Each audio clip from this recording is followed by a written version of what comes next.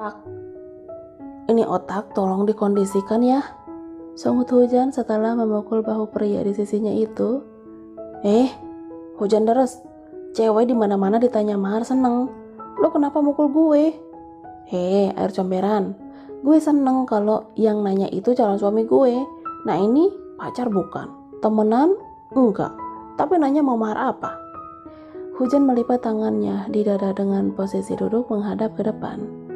Ya kali gue nikahin lo enggak pakai mahar, gumam Air. Kepalanya kini sudah sangat pusing 7 keliling.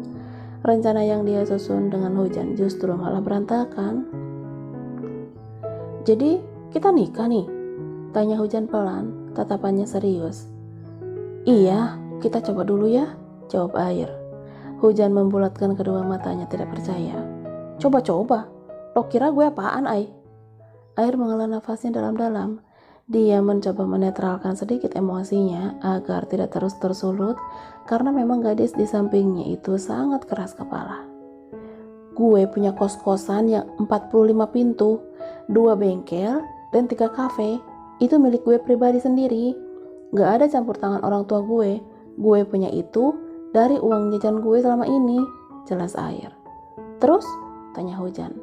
Hatinya kini mulai berdebar, tidak seperti tadi yang kesal pada Air. Kalau kita nikah, lo minta maharnya jangan aneh-aneh. Hujan tertawa kecil sambil menggelengkan kepalanya.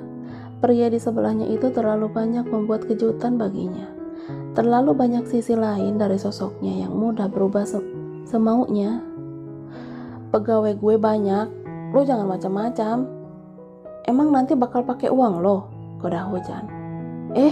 Iya kali gue yang ngawinin lo. Kenapa papa gue yang kasih lo mahar? Lo kawin sama gue apa sama papa? Umpatnya yang kembali menaikkan nada bicaranya lebih keras. Hujan tertawa, kali ini dia begitu gemas kepada Air. Entah dia akan menyebut apa pada pemuda itu karena tidak ada status apapun di antara mereka. Gue belum mikirin itu. Kalau emang lo bakal ngasih gue mahar dengan uang lo, ya udah kasih gue semampu lo aja. Jawabnya santai. Bener lo ya? Hujan mengangguk meski ragu. Hari yang melelahkan dan penuh drama diakhiri dengan Air mengantar Hujan ke rumahnya yang baru dia tahu ternyata di sebuah rumah tepat di belakang rumah sakit milik keluarga Hardian, tempat di mana adik perempuannya dirawat jika penyakitnya sedang kambuh. Ini rumah lo? Tanya Air setelah memberhentikan mobil sesuai petunjuk Hujan. Iya, kayaknya bunda udah pulang tuh. Air memutar bola matanya malas. Dia sedang tidak ingin membahas wanita berkacamata itu. Mampir yuk sebentar, ajak Hujan sebelum dia turun dari mobilnya. Enggak gue langsung pulang aja. Bentar lagi juga ada yang jemput ke sini, jawabnya. Mau langsung pulang? Air menggelengkan kepalanya sampai tersenyum. Gue ambil motor dulu ke kampus. Besok gue nggak ada kelas. Air merapikan rambutnya sedikit dan mengusap wajahnya dengan tisu yang dia ambil dari atas dashboard mobil. Gue balik ya, udah dijemput tuh, pamitnya kepada Hujan. Gadis itu menoleh ke belakang mobilnya yang ternyata ada satu mobil yang baru saja berhenti. Dijemput siapa? Tanya Hujan. Pacar gue lah, sautnya sambil membuka pintu mobil. Hujan langsung diam, tidak lagi berkata-kata. Bagai ditimpa batu besar, dadanya mendadak sesak, apalagi saat pria yang baru saja menawarinya mahar itu benar-benar pergi dari hadapannya. Ups, sorry ya, calon mantan pacar gue maksud gue. Mari kita sejenak ke tempat Melisa di apartemennya. Melisa yang duduk di tepi ranjang, masih memikirkan keputusan sepihak suaminya yang mendadak. Dia ingat bagaimana dulu ia pun pernah mengalami saat harus dinikahkan secara tiba-tiba dengan pria yang tidak dikenalnya. Wanita berambut panjang terurai itu sesekali mendesah pelan karena rasa resah dan khawatir yang berlebih. Dia belum sanggup melepasi sulung yang masih teramat manja kepadanya. Ra, sayang, panggilnya lagi saat sang istri sama sekali tidak menjawab dan menoleh. Melisa yang terkejut menyahut dengan tergagap. Mikirin apa? Aku mau keluar kota kalau kamu kayak gini. Aku gak tenang ninggalinnya, ucapnya sambil menciumnya kedua pipi Humairahnya. Aku mikirin kakak, dia gak mungkin lakuin hal itu kan? Tanyanya dengan suara tersendat di ujung kata-katanya. Gak mungkin sayang, aku percaya sama kakak, dia gak mungkin lakuin hal di luar batasnya. Dari ujung kepala sampai kaki, aku jamin semua masih ori. Kakak Reza menghibur istrinya yang mengkhawatirkan si sulung. Melisa tersenyum kecil, rasa takutnya ternyata membuat dia secara tidak sadar memikirkan hal buruk tentang anak kesayangannya itu. Anak manja yang masih sering menangis dan menghancurkan barang-barang di rumah atau dimanapun karena kecerobohannya. Mas Reza yakin gadis itu anak baik? Tanya Melisa. Kita bisa tahu jika kita mengenalnya secara perlahan. Semua akan berjalan lancar bila memang semua sudah ditakdirkan. Melisa mengangguk paham. Bukan gadis itu yang sebenarnya dia pikirkan, tapi wanita berkacamata tadi yang membuat Melisa mengeram kesal. Tatapannya begitu mendamba sang suami, terlihat jelas ada kerinduan dari matanya. Cara dia memanggil dan bercerita seperti tidak sungkan lagi. Ada hal lain yang mengganjal di hatimu, Ra, tabak Reza. Dia tahu jika penguasa hati raganya itu sedang tidak baik-baik hatinya. Gak ada mas, aku percaya kepadamu, lirih Melisa. Dia tidak mau berdebat apapun dengan suaminya. Ya, memang hanya itu yang aku butuhkan. Percaya kepadaku karena aku hanya melihat ke arahmu, rayunya sambil mendekap tubuh sang istri yang sudah menemani hari-harinya selama lebih dari 20 tahun. Jangan tinggalkan aku demi hal baru yang mungkin lebih menantangmu, mas. Pintanya lirih, ujung matanya bahkan sudah ada buliran cair bening. Reza tertawa sambil mencium pucuk kepalanya Melisa. Dia selalu menjadi pria yang paling beruntung dan bahagia jika sedang dicemburui oleh pemilik hatinya. Hal baru apa maksudmu? Tak ada yang lebih menantangku selain kamu, Ra. Bisiknya pelan. Kamu selalu nikmat bagiku. Tambahnya lagi sambil menyentuh dagu Melisa agar keduanya bisa saling memandang. Tapi aku sudah terlalu lama bagimu, mas. Reza langsung menarik tengkuk Melisa kemudian melumat bibirnya dengan begitu pelan. Keduanya terpejam menikmati rasa manis dari kedua bibir yang sedang bertukar saliva. Masih ada 1 jam lebih, nyicip lagi ya. Melisa merebahkan tubuhnya saat sang suami sudah bersiap melayangkan aksi seperti biasanya. Tangan besar itu membuka satu persatu apapun yang menghalangi kemolekan tubuh sang istri. Mulai dari kening, dia mencium dengan sangat dalam dan lama penuh perasaan. Beralih kedua pipinya yang sudah merah merona menahan malu, dan akhirnya berakhir ke leher cincangnya untuk meninggalkan beberapa jejak kemerahan di sana. Pria yang masih gagah dalam urusan rancang itu tersenyum puas saat melihat hutan belantara sang istri yang siap menyambut miliknya yang sudah siap bertempur mengacak-acak goa di dalamnya. Sekarang ya, Melisa mengangguk pasrah sambil memejamkan matanya. Mah, paket pancinya datang, mah. Teriakan si bungsu di depan pintu kamar orang tuanya membuat wanita yang berada di bawah kungkungan sang suami harus mengerjapkan kedua matanya. Awas mas, panci aku datang, ucapnya sambil mendorong tubuh Reza di atasnya. Au, sakit Ra. Pekiknya menahan nyeri saat sikunya terkena ujung meja samping tempat tidur. Wanita yang baru saja menerima serangan dari suaminya langsung meringsek turun dari ranjang, mengambil baju yang berserakan di lantai. Mah, teriak Cahaya lagi. Iya sayang, tunggu, saut Melisa sambil merapikan dirinya. Dia bergegas mendekat ke arah pintu tanpa menghiraukan suaminya yang sibuk mengusap siku tangannya yang masih terasa sakit. Ceklek, mana dek? Tanya Melisa saat anak dan ibu itu sudah berdiri di depan pintu. Aku taruh di atas meja makan, habisnya gede banget, jawab Cahaya. Siapa yang antar pancinya? Tante Mer, tapi langsung pulang, katanya mau jemput Sagita sekolah, jadi nggak mampir. Oh, makasih ya sayang, mama mau lihat dulu pancinya, ucap Melisa dengan tangan hendak menutup pintu. Ra, ini aku gimana? Teriak Reza dengan kesal. Siku dan kepalanya kini sama-sama berdenyut, apalagi sang belalai ternyata masih on, meski Sesaat ditinggal sang pawang. Ke kamar mandi aja dulu, Mas. Cahaya yang baru pulang menemani langit makan siang ikut mengekor di belakang mamanya menuju dapur untuk melihat barang pesanan Melisa. Mama pesan ini udah lama banget loh deh, ucapnya dengan binar bahagia. Buat apa lagi sih mah? Udah banyak banget panci perasaan, kata Cahaya yang merasa aneh dengan hobi sang mama karena setiap minggunya ada saja peralatan dapur yang baru. Buat masak lah, masa iya buat mandi? Kakak Melisa dengan tangan sibuk membuka bungkusan dari kardus. Tuh kan, warna ungunya cakep banget nih. Cahaya hanya bisa tersenyum simpul.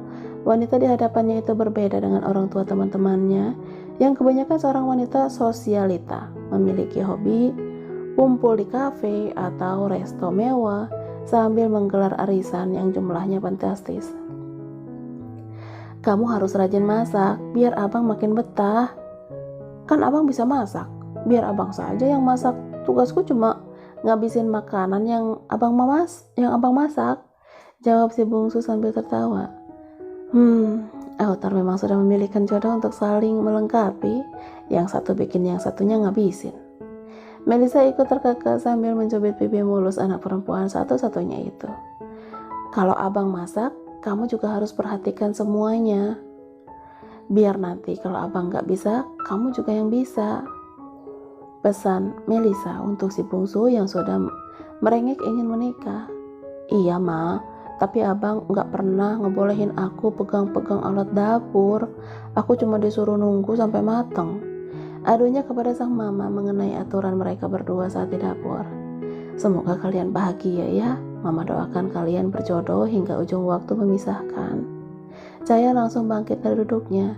Dia berhampur memeluk wanita yang melahirkannya itu dengan rasa haru sampai dia menangis. Mama akan tenang jika abang yang bersamamu, abang yang menjagamu deh.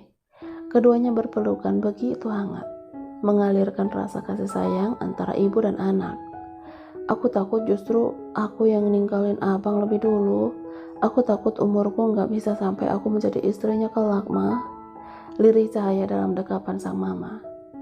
Kamu jangan khawatir, nanti kita bungkus autornya pakai kardus bekas panci kalau dia jahatin kamu. Reza yang gagal mengadakan duet maut bersama sang istri akhirnya harus rela pergi ke kamar mandi untuk bersuah karir. Kali ini pesonanya terkalahkan oleh sebuah panci yang memang sangat idam-idamkan bejana hatinya itu. Kenapa datang sekarang sih? Gak tahu apa baru juga masuk. Umpatnya kesal. Kemarin suruh beli sama pabriknya gak mau. Nah sekarang malah ganggu.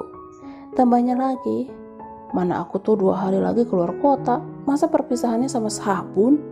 Pria yang sedang kesal itu terus saja mengoceh sampai para calon cebong hasil semburannya masuk ke dalam saluran air. Pergi sana jauh-jauh. Awas jangan menyangkut ya. Kekehnya sambil mengambil handuk untuk ia lilitkan di pinggangnya. Usai merapikan dirinya lagi, Reza bergegas turun ke lantai bawah menemui anak istrinya. Dia mencium si bungsu yang duduk di kursi meja makan. Ada sisa kebasahan di wajah cantiknya sampai Reza harus menautkan kedua alisnya. Adek kenapa? Digalakin mama ya? Tanya pria 3 anak itu. Enggak, mama mana pernah galakin aku, sahut si bungsu. Iya, papa lupa kalau mama itu galak dan jahatnya cuma sama papa, sindirnya sambil melirik sang Humaira dengan ekor matanya. Cih, sensi banget nih gajah, ejek Melisa. Kemudian dia kembali merapikan semua alat masaknya lagi. Papa jadi pergi? Tanya Cahaya. Iya, besok abang juga kesana ikut papa, jawabnya sambil mengusap kepala anak kesayangannya itu. Abang aku diculik papa, rengeknya manja. Biar jadi mantu idaman, Dek. Kan papa mau keliling dunia sama mama. Kakaknya sambil mengedipkan satu matanya kepada sang istri. Anak-anaknya yang mau nikah, kenapa emak bapaknya yang niat honeymoon? Gumam Cahaya. Dia memang sudah tahu rencana kedua orang tuanya. 4 tahun mendatang, saat mereka sudah lulus kuliah, pasangan suami istri yang masih saja harmonis itu akan menghabiskan waktunya berdua menjelajahi tiap-tiap negara dengan syarat tidak membawa adik kecil untuk mereka. Tenang, cantiknya papa akan selalu menjadi bungsu, rayunya pada Cahaya.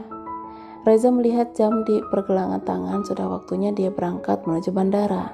Meski memakai pesawat pribadi, tapi pria itu tidak pernah mau membuat orang lain menunggunya karena hal sepele. Papa jalan sekarang ya, pamitnya kepada Cahaya. Hanya dia yang ada di rumah karena dua anaknya yang lain belum juga pulang. Hati-hati di jalan, Pak, jawabnya sambil mencium dua pipi Reza. 2 hari ditinggalkan akan menjadi waktu yang lama bagi anak manja sepertinya. Pasti, jaga kesehatanmu.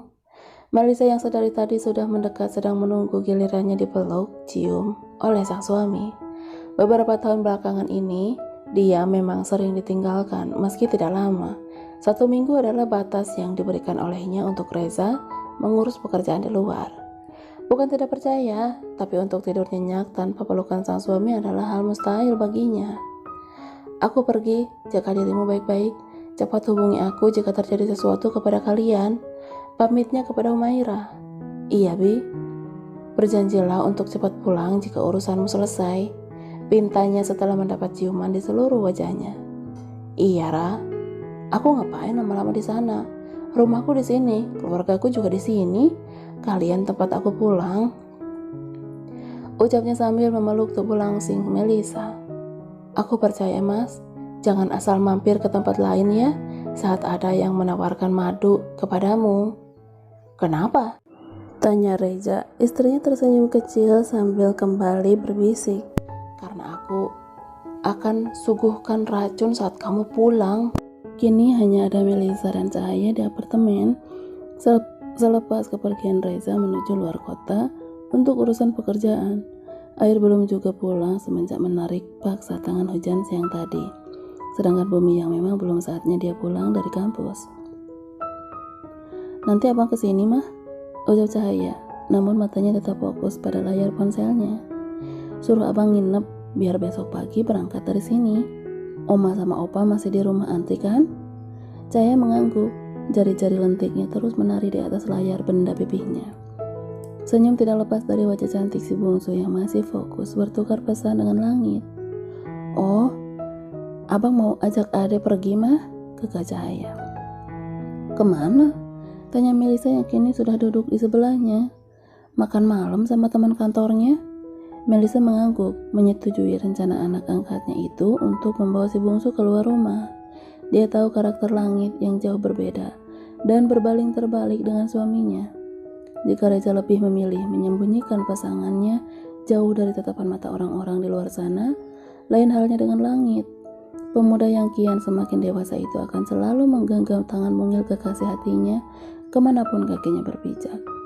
Langit akan dengan sangat bangganya mengenalkan Cahaya sebagai calon istrinya.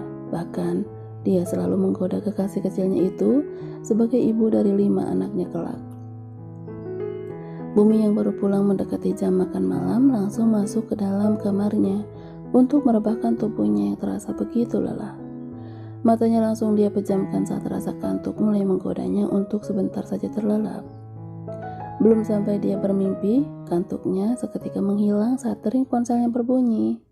Ya, Yang. Halo, Yang. Sapa pemuda itu untuk pujian hatinya. Bu, aku mau keluar kota malam ini. Nenekku meninggal. Ucapnya sambil terisak. Bumi langsung bangun dari tidurnya. Dia terlonjak kaget saat mendengar kabar duka cita dari keluarga Kayangan. Aku turut berduka cita, Yang. Terima kasih, Bu. Aku akan bersiap sekarang. Ucap gadis manis itu. Aku akan mengantarmu ya, tawar Bumi. 1 hari ini tidak bertemu saja gadis itu sudah berhasil mengacak-acak hatinya. Jangan, jemput aku saja nanti. Aku berangkat dengan keluarga yang lain. Tolak Kayangan sambil memberi alasan juga. Bumi menghembuskan napasnya, pasrah akan keputusan yang diberikan Kayangan. Baiklah, tapi aku mohon kabari aku jika sudah sampai. Jangan membuatku menunggu kabar darimu. Dan satu lagi, aku berjanji tidak akan sungkan menghubungimu lebih dulu. Kayangan terkekeh sambil melanjutkan ucapan pemuda itu yang sengaja dia potong. Banyaknya aturan yang diberikan bumi kepadanya, entah kenapa membuat gadis itu merasa aman. Bahkan dia dengan polosnya mencatat semua keinginan pemuda itu dengan senang hati. Meski tak berpamitan, meski tak permintaan untuk menjadi sepasang kekasih, namun bumi dan hayangan seakan telah terikat tanpa sadar. Gadis pintar kesayanganku, seru bumi dengan kekeh kecil. Aku pergi sekarang ya. Sampai jumpa nanti, Bu. Hati-hati di jalan. Jangan buat aku cemburu dengan kehilangan kamu. Dengan hilangnya kamu dari jangkauan aku, pesan bumi lagi. Aku tidak akan lari darimu, meski nanti hubungan kita tidak semudah yang kita bayangkan. Tapi aku akan selalu berpegangan tangan kepadamu, sampai pada saatnya mungkin kita lelah di kemudian hari. Mari kita kembali kepada si kakak. Ups, sorry ya, calon mantan pacar maksud gue. Air yang tiba-tiba kembali membuka pintu mobil membuat Hujan tersentak kaget. Belum lagi dengan ucapan yang sang pemuda itu katakan, sungguh membuatnya mendadak merasa kesal. Gak ada yang namanya mantan calon pacar, sentak Hujan. Gadis itu bergegas turun kemudian menarik Air agar kembali masuk ke dalam mobilnya. Lo kenapa sih?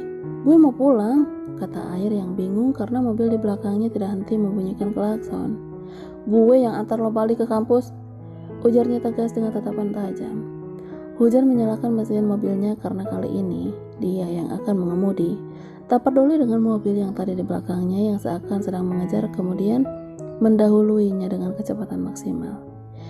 Ini tuh udah sore banget, Jan, seru Air.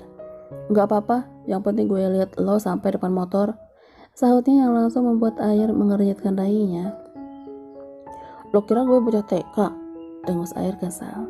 Gadis itu tetap fokus pada jalan yang membentang di hadapannya sambil mendengarkan semua ocehan Air yang tidak ada henti-hentinya. Hujan menikmati setiap kata yang keluar dari mulut pemuda yang sangat dikenal ketampanan juga rayuan mautnya itu. Loh, kok macet ya? Gumamnya sambil menekan klakson. Wih, tabrakan tuh, saut Air saat suara sirine jelas terdengar. Tadi gak ada ya? Berarti baru nih kejadiannya, saut Hujan. Gadis itu menoleh ke arah samping jalan saat beberapa mobil polisi melewatinya. Bisa lama ini sih, dengus Air kesal. Dia melirik ke arah Hujan yang balas menatapnya juga. Apa? Mau ngoceh apa lagi lo? Lo tuh makanya jadi manusia jangan terlalu keras kepala. Jangan Hujan, gerutu Air yang gemas dengan gadis di sebelahnya itu. Hujan hanya mencapikkan bibirnya ke arah Air yang sudah sangat jengkel kepadanya. Dia menyandarkan kepalanya pada kaca mobil sambil sesekali mengetuk-ketukan jari telunjuknya ke setir mobil untuk membuang rasa bosan karena Air kini sedang sibuk dengan ponselnya sendiri. Nah, udah beres.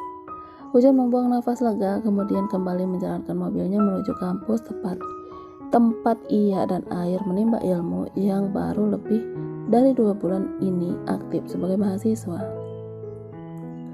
20 menit di jalan setelah drama kemacetan yang hampir memakan waktu 1 jam, kini mobil Hujan sudah berhenti di area parkir kampus yang mulai nampak sepi. Hanya ada beberapa kendaraan di sana, berbanding terbalik jika pada pagi dan siang hari. Bahkan gadis itu sering menyerah jika lelah tidak mendapatkan lahan parkir yang dekat. Gue ke parkiran motor dulu ya, ujar Air sambil membuka pintu mobil. Gue pulang ya, pamit Hujan dengan nada bicara biasa tanpa emosi yang berluap-luap seperti biasanya. Pulanglah, emang lo mau kemana lagi? Sentak Air sebelum menutup pintu. Dasar air comberan, ompatnya dalam hati. Hujan tidak langsung kembali menyalakan mesin mobilnya. 2 menit mata indahnya yang sayu masih menatap punggung lebar pria yang sedang berjalan santai menuju motornya yang terparkir lumayan jauh. Tiba-tiba ada senyum di ujung bibirnya saat dia mengingat pertanyaan Air beberapa jam lalu. Mahar. Aku tidak ingin apa-apa. Gadis itu kemudian melanjutkan kembali perjalanannya menuju rumah karena sang bunda telah mengirim pesan kepadanya untuk segera pulang sebelum jam makan malam. Hujan pun langsung mengiyakan tanpa ingin berdebat lagi. Rasa sepi dia rasakan saat ini ketika pemuda itu tidak lagi bersamanya. Ada rasa kehilangan di sudut hatinya. Kecepatan mobilnya kini perlahan melambat saat pagar rumahnya sudah terlihat. Dia segera menepikan kendaraannya itu agar bisa masuk perlahan ke dalam garasi.